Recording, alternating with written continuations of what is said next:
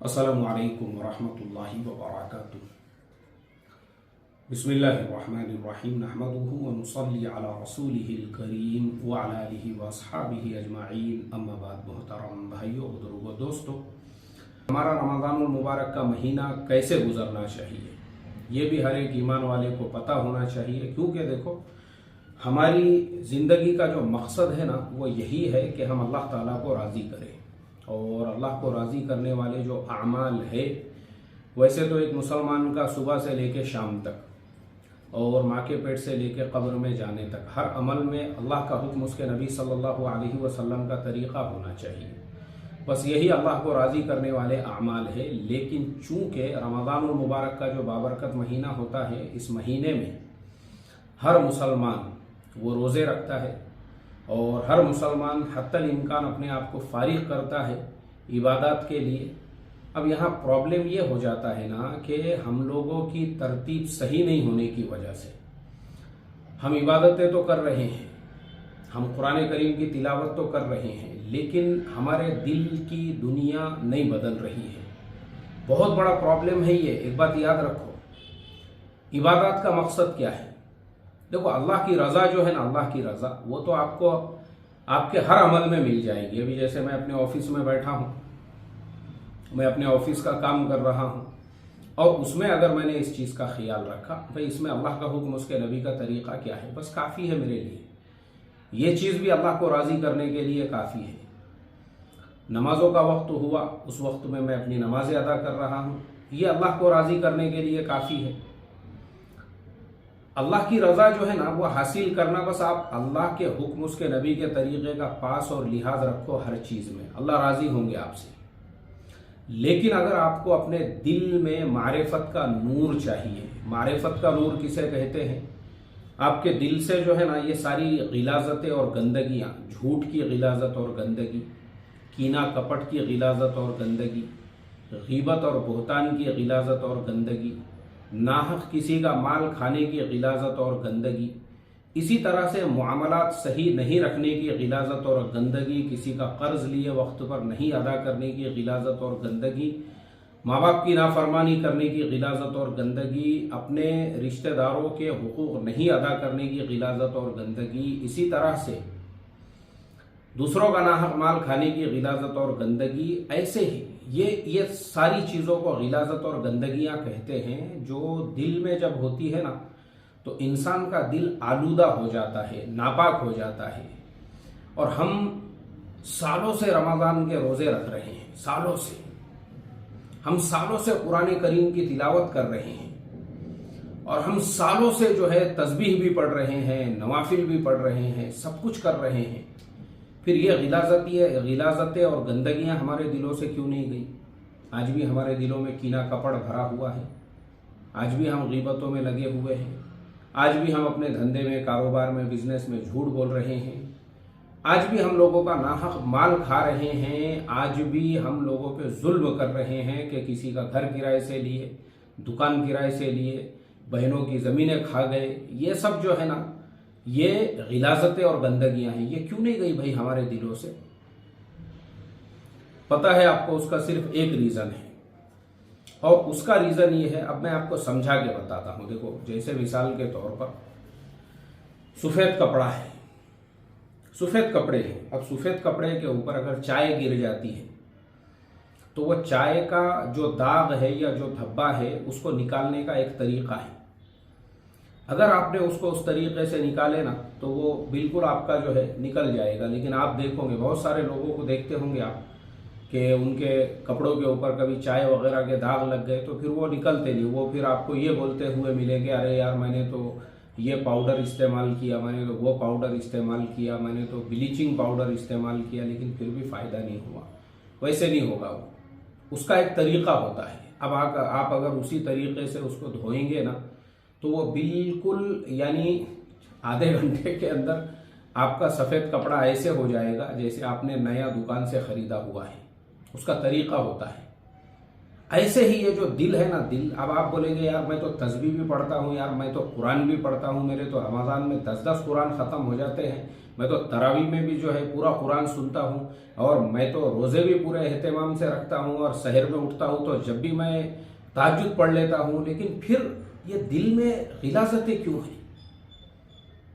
उसका एक ही रीज़न है, तरीक़ा नहज गलत है। जैसे आपका कपड़ा धोने का तरीक़ा गलत था, उस वजह से वो चाय का दाग नहीं निकला, ऐसे ही ये इबादतों का रुख सही नहीं है आपका। कोई फायदा नहीं होगा इससे, एक बात याद रखो।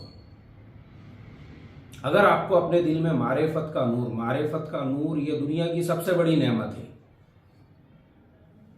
जिसको अल्लाह ताला ने मारिफत का नूर अता किया ना, वो जो वाक़ियात सुनने के लिए मिलते हैं, हज़रत इमाम ज़ैनुल आबिदीन रज़ी अल्लाह ताला अन्हु, उनके सामने बादशाह वक्त जो है उसने, वो बैतुल्लाह के सामने एक पहाड़ी पे बैठे हुए थे। वक्त का बादशाह पहुंचा और बादशाह वक्त जो है उसने उनसे ये दरख्वास्त की कि मैं आपको कुछ हदिया देना चाहता हूँ, मैं आपका माहाना एक वजीफ़ा मुकर्रर करना चाहता हूँ। उन्होंने बोले भाई ये सब चीज़ों की मुझे ज़रूरत नहीं है। बादशाह ने कहा नहीं आप ले लीजिए, आप ऐसा कीजिए, आपने वैसा कीजिए। अब वो बादशाह मानने के लिए तैयार ही नहीं था, आप उसको इनकार कर रहे थे और वो ज़िद पकड़ के बैठा था कि नहीं मैं आपका एक वजीफ़ा जारी कर देता हूँ। हज़रत इमाम ज़ैनुल आबिदीन रज़ी अल्लाह ताला अन्हु, उन्होंने उस वक्त के बादशाह का हाथ पकड़े, और अब उस ज़माने के अंदर हरम में जिस तरह से आज फ़र्श वगैरह बिछा हुआ है वैसे नहीं था, रेत के ऊपर लोग तवाफ़ किया करते थे। वो उसका हाथ पकड़ के जो है उसको तवाफ़ की जगह पे मताफ में लेकर गए और उसके साथ तवाफ़ करने लगे। और जो आपने उसका हाथ पकड़ा हुआ था, उस वक्त में उस बादशाह वक्त ने जब नीचे देखा तो जिस रेत के पत्थर के दानों के ऊपर हम चल रहे थे, यानी वो लोग जो चल रहे थे, वो उसको सोने और चांदी के दीनार और दिरहम नज़र आए। हज़रत इमाम ज़ैनुल आबिदीन रज़ी अल्लाह ताला अन्हु ने कहा देखो, जिस चीज़ का वजीफ़ा तुम मेरे लिए जारी करना चाहते हो ना, उसकी मेरे लिए ये कीमत है, ये उसकी हैसियत है मेरे नज़दीक। पता है उसकी वजह क्या थी? मारिफत का नूर। अल्लाह तबारक व ताला की मारिफत का नूर जब दिल के अंदर आ गया तो अल्लाह ताला ने जो है पत्थरों को उनके लिए दीनार और दिरहम बना दिया। रेत के जो पत्थर थे, रेत के जो कंकर थे, वो मोती और हीरे जवाहरात उनको नज़र आ रहे थे। बहुत सारे वाक़ियात हैं इस तरह के। अभी फ़िलहाल जो है मैं सिर्फ आपको ये समझाना चाहता हूँ कि अगर आप भी ये चाहते हो, आप भी ये चाहते हो, आप देखते होंगे बहुत सारे लोग पिछले 50 सालों से नमाज़ पढ़ रहे हैं, लेकिन उनके अभी तक गालियाँ देने में कोई फ़र्क नहीं आया है। एक हाथ में तस्बीह है, दूसरा मुंह पर से जो है गंदी गंदी गालियाँ भी चालू है पोतरे नवासों को। और इसी तरह से कुरान की तिलावतों के भी रिकॉर्ड टूट चुके हैं, लेकिन उसके बावजूद किसी का नाहक मान लिए थे, वो अभी तक उन्होंने वापस नहीं किए। ये सब इसीलिए है, मारिफत का नूर दिल में आया नहीं, दुनिया की गलीज़ और गंदी मोहब्बत दिल के अंदर तक भरी हुई है। अब मैं आपको बताने वाला हूँ, मारिफत का नूर आपके दिल में भी पैदा होगा, अल्लाह आपको भी उससे सरफराज करेंगे। ये दुनिया आपकी नज़रों में बेकीमत होकर रह जाएगी।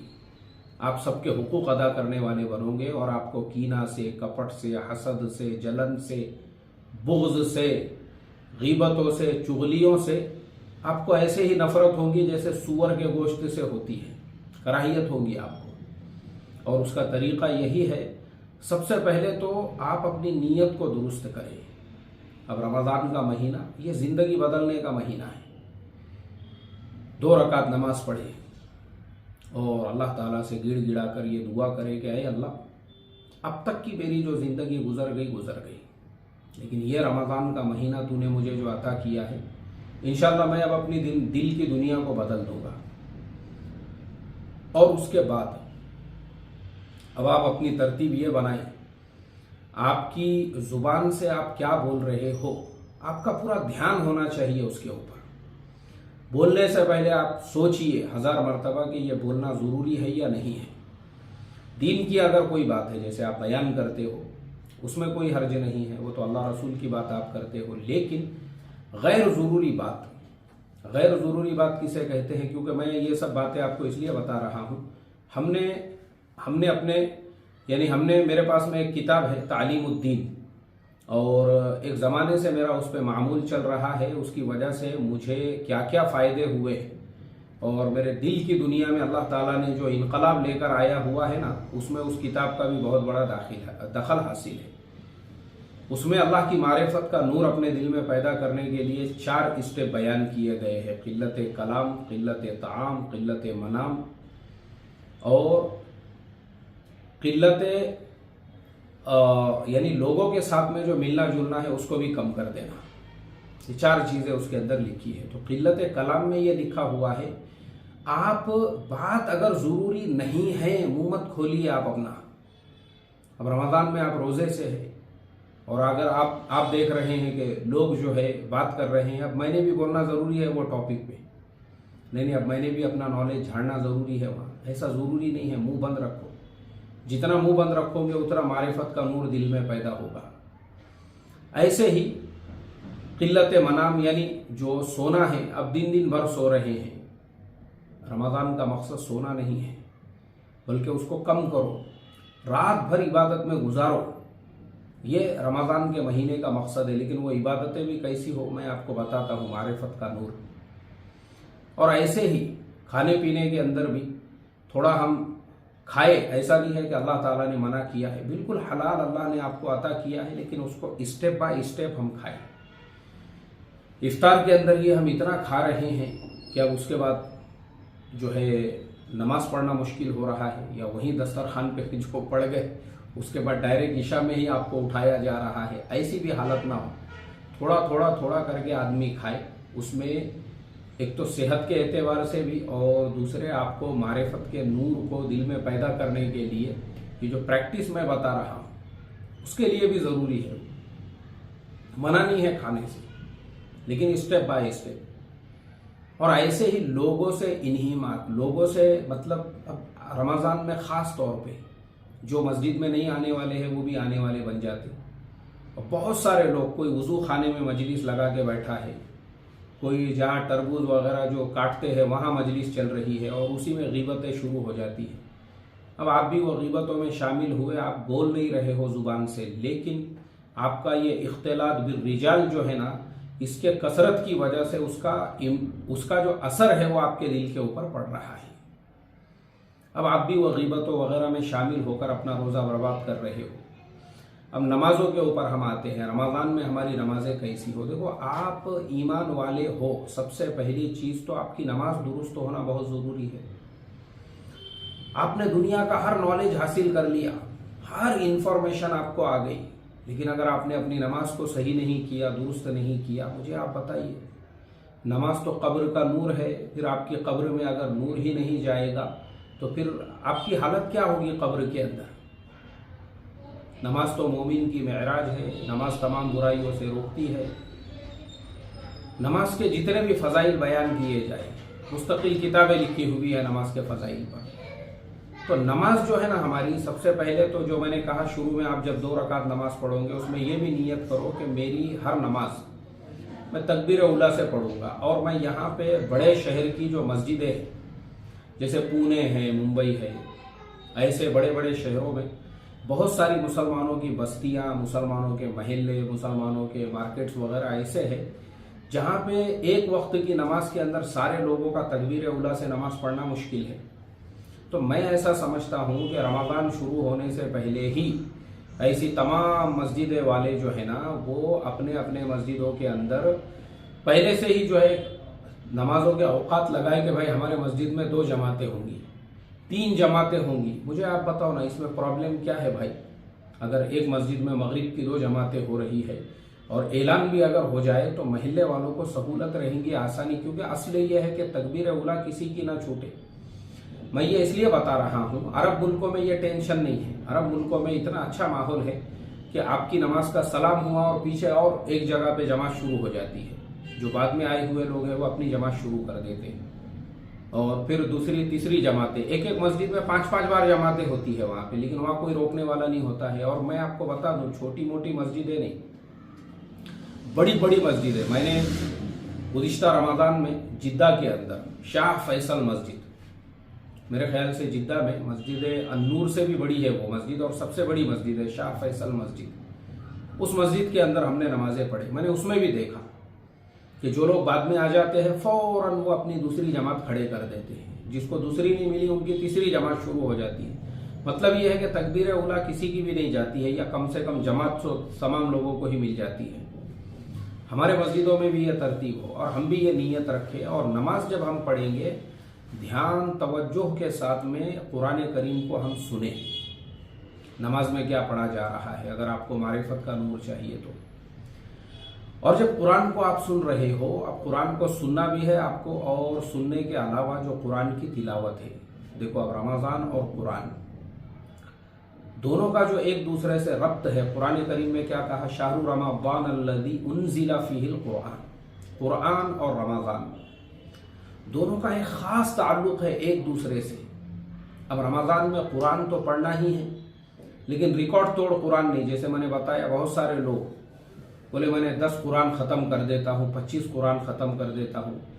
इसका कोई फ़ायदा नहीं है। एक बात याद रखो आप, अगर वो कुरान आपके दिल पर मारिफत का नूर उसका नहीं पड़ रहा होगा तो। अब आप बोलेंगे यार फ़ज़ाइल अमाल में तो वाक़ियात है बुज़ुर्गों के, इमाम अहमद इब्न हम्बल रहमतुल्लाह अलैहि और हज़रत इमाम आज़म अबू हनीफ़ा रहमतुल्लाह अलैहि वो एक दिन में कुरान पढ़ते थे।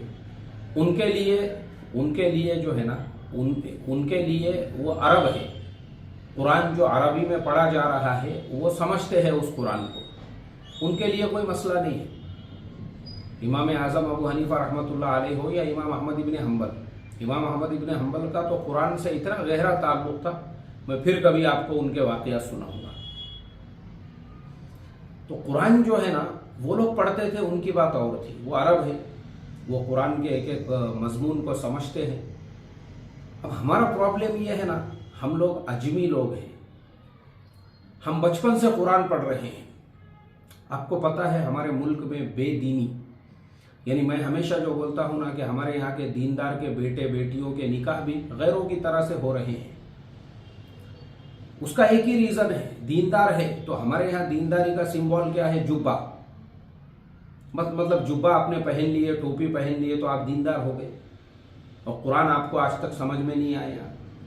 ये दीनदारी का जो है ना वो नहीं है, ट्रेडमार्क नहीं है। ये दीनदार उसे कहते हैं जो कुरान को समझे और उस पर अमल करे, अमल। हमारे यहाँ कुरान वाले, हमारे यहाँ मुआशरत में इस्लाम क्यों नहीं आया, मुआमलात में क्यों नहीं आया, क्योंकि कुरान को समझे ही नहीं। कुरान अगर समझते ना तो ये मसले ही नहीं रहते थे। तो इसके लिए मैं साफ लफ्जों में ये कहूँगा कि पूरे रमज़ान के महीने में सिर्फ एक कुरान करीम पढ़ो, सिर्फ एक ही कुरान करीम ख़त्म करो, लेकिन तर्जुमे के साथ में समझ कर पढ़ो। और तर्जुमा भी मैं साफ तौर पे आपको नाम के साथ में बोलूँगा, हज़रत मौलाना फ़तेह मोहम्मद साहब जालंधरी। इंडिया वालों की जो हिंदी है और इंडिया वालों की जो ज़ुबान है, मैं ऐसा समझता हूँ, मैंने सबके तर्जुमे पढ़ के बैठा हुआ। मैंने हज़रत शेखुल हिंद रहमतुल्लाह अलैह का तर्जुमे कुरान भी पढ़ा, मैंने हज़रत थानवी रहमतुल्लाह अलैह का तर्जुमे कुरान भी पढ़ा, मैंने बहुत सारे लोगों के तर्जुमे कुरान आपको मार्केट में मिल जाएंगे। लेकिन उसमें मसला ये है कि हज़रत शेखुल हिंद रहमतुल्लाह अलैह और हज़रत हकीमुल उम्मत हज़रत थानवी रहमतुल्लाह अलैह के जो तर्जुमे हैं ना, उसको उलामा और वो लोग जो फ़ारसी वगैरह समझते हैं उनके लिए बिल्कुल मुनासिब है। वो अहले इल्म वैसे तर्जुमे पढ़े, लेकिन जो आम लोग हैं ना, आम जो पब्लिक है हमारे घरों महलों में बस्तियों में रहने वाली, मैं ऐसा समझता हूँ हज़रत मौलाना फ़तेह मोहम्मद साहब जालंधरी, उनका हिंदी में भी तर्जुमा मिलता है। देखो, जिन लोगों को उर्दू नहीं आता है, हिंदी में भी वो लोग उनका तर्जुमा हासिल कर सकते हैं। मेरी नज़र में सबसे आसान, सबसे आम फहम और सबसे सलीस जो तर्जुमा है आम लोगों को समझने के लिए। वैसे हमारे हज़रत जी मौलाना साद साहब दामत बरकातुहुमुल आलिया, वो हज़रत मौलाना बिलाल हसनी नदवी, उनका तर्जुमा कुरान भी सजेस्ट करते हैं। मैं ऐसा समझता हूँ उनका तर्जुमा भी बिल्कुल अपनी जगह पे एकदम बेहतरीन है। लेकिन उन लोगों के लिए जिनको उर्दू आता है और जो फ़ारसी अरबी के अल्फाज को समझ सकते हैं, यानी गहरी और गाढ़ी उर्दू को, बिल्कुल फिर ऐसे लोगों ने वो तर्जुमा भी पढ़ना चाहिए। लेकिन आम जो लोग हैं ना, आम जैसे मिसाल के तौर पे आप एक स्टूडेंट है आपने अंग्रेजी में तालीम हासिल की है, या आप जो है मराठी से पढ़े हैं, या हिंदी से पढ़े हैं, तेलुगु कन्नड़ से पढ़े हुए हैं, गुजराती से आप पढ़े हुए हैं, अब आपको उर्दू हिंदी के गहरे अल्फाज ही मालूम नहीं है, तो ऐसे लोगों के लिए मैं ऐसा समझता हूँ हज़रत मौलाना फ़तेह मोहम्मद साहब जालंधरी रहमतुल्लाहि अलैह एकदम बेहतरीन एक्यूरेट तर्जुमा कुरान है उनका, जिसको बा मुहावरा तर्जुमा कहेंगे, बिल्कुल मोटे मोटे दिमाग में भी वो तर्जुमा आ सकता है। तो उनका जो तर्जुमा कुरान है ना, वो तर्जुमा कुरान आप पढ़ो, आप एक रुकू पढ़ो अरबी में और फिर उसका तर्जुमा पढ़ो, फिर एक रुकू अरबी में पढ़ो, फिर उसका तर्जुमा पढ़ो। देखो, जब तक मैं आपको पूरे जिम्मेदारी से ये बात बोल रहा हूँ, भारत, पाकिस्तान और बांग्लादेश, ये तीनों मुल्कों के मुसलमानों का अपना जो इस्लाम है, जैसे पाकिस्तान में जो इस्लाम है वो पाकिस्तानियों का अपना इस्लाम है, पंजाबियों का इस्लाम उनका अपना पंजाबी इस्लाम है, सिंधियों का इस्लाम सिंधी इस्लाम है, और पठानों का इस्लाम जो है वो पठानी इस्लाम है। ऐसे ही भारत के मुसलमानों में भी अपने अपने इस्लाम घड़े हुए हैं। हर इलाके के लोगों का अपना एक इस्लाम है, मतलब कुरान वाला इस्लाम ना इंडिया में है ना पाकिस्तान में है, और बंगालियों का तो अपना अलग ही इस्लाम है। तो हर एक का इस्लाम जो है, इंडिया, पाकिस्तान, बांग्लादेश, तीनों का अपना अपना इस्लाम है। इनके इस्लाम का कुरान से दूर दूर तक भी कोई ताल्लुक नहीं है, सिवाय कुरान में कि चंद बुनियादी चीज़ों को लेकर, जैसे नमाज वगैरह है, इबादत का पूरा पूरा जोर इन्हीं चीज़ों के ऊपर है। बाकी ये तीनों मुल्कों में ना लोगों को मुआमलात वाला इस्लाम पता है, अगर मुआमलात वाला इस्लाम पता होता था तो इतनी खियानतें नहीं होती थी। ना मुआशरत वाला इस्लाम पता है, अगर मुआशरत वाला इस्लाम पता होता था तो करोड़ों रुपये शादियों में नहीं उड़ाए जाते थे, और हमारे जो मजहबी लोग हैं वो ऐसे निकाहों को पढ़ाने के लिए नहीं जाते थे। पता चला उनको मुआशरत वाला इस्लाम भी पता नहीं है, ये इनका अपना खुद का घड़ा हुआ इस्लाम है। अगर आपको ओरिजिनल, मैंने शुरू में क्या कहा, मारिफत का नूर और असली इस्लाम समझना है, वो आपको मिलेगा कुरान में, और कुरान के बाद सीरत। और सीरत के लिए भी मैं सब लोगों को एकदम बेहतरीन जो किताब है, एकदम आम फहम जो है, वो मौलाना अकबर शाह नजीबाबादी की जो तारीख़ इस्लाम है उसकी पहली जिल्द में जो शुरू में उन्होंने सीरत लिखी हुई है, मैंने उतनी आसान सीरत दुनिया के और किसी किताब में नहीं पढ़ा, एक आम आदमी को समझने के लिए। बाकी तो उलमा के लिए फिर सीरत मुस्तफ़ा है और बड़ी बड़ी फिर सीरत की किताबें हैं, आम लोगों के लिए बोल रहा हूँ। तो पहले कुरान को तर्जुमे से पढ़ना ज़रूरी है। जब तक आप कुरान को नहीं समझोगे, आप 50 साल से तरावी में पूरा कुरान सुन रहे हो, आपको पता ही नहीं है क्या पढ़ा जा रहा है, अलम तरा का क्या मतलब है, आपको मालूम ही नहीं है कुरान करीम में इय्याका नअबुदु व इय्याका नस्तईन का क्या तर्जुमा है, आपको पता ही नहीं है। तो मुझे बताओ ना भाई, फिर वो कुरान का असर दिल पे कहाँ से आएगा? फिर वही होगा जो मैंने अभी बताया, एक हाथ में तस्बीह है और दूसरे हाथ से जुबान पे फिर गंदे गंदे गालियां है, और रोजा भी है माशाअल्लाह। क्यों? क्योंकि समझे ही नहीं है कुरान को। तो मैं यही कहना चाहूँगा, रमज़ान के इस महीने में अगर अपने दिल में आपको मारिफत का नूर पैदा करना है, सबसे पहले 2 रकात नमाज पढ़ के अल्लाह ताला से अपने तमाम गुनाहों की माफ़ी चाहो और कहो कि मैं अपने ज़िंदगी के रुख को बदल रहा हूँ इस रमज़ान से। नंबर 2, क़िल्लत कलाम, जहाँ ज़रूरत है वहाँ बात करो, उसके अलावा बात करने की ज़रूरत नहीं। और मैं आपको इतना जो प्रवचन दे रहा हूँ, आप बोलेंगे यार ये खुद ही इतने लंबे लंबे बयान करते रहते। मैं बयान इसीलिए करता हूँ, आप भी करो, ये दीन की बात है।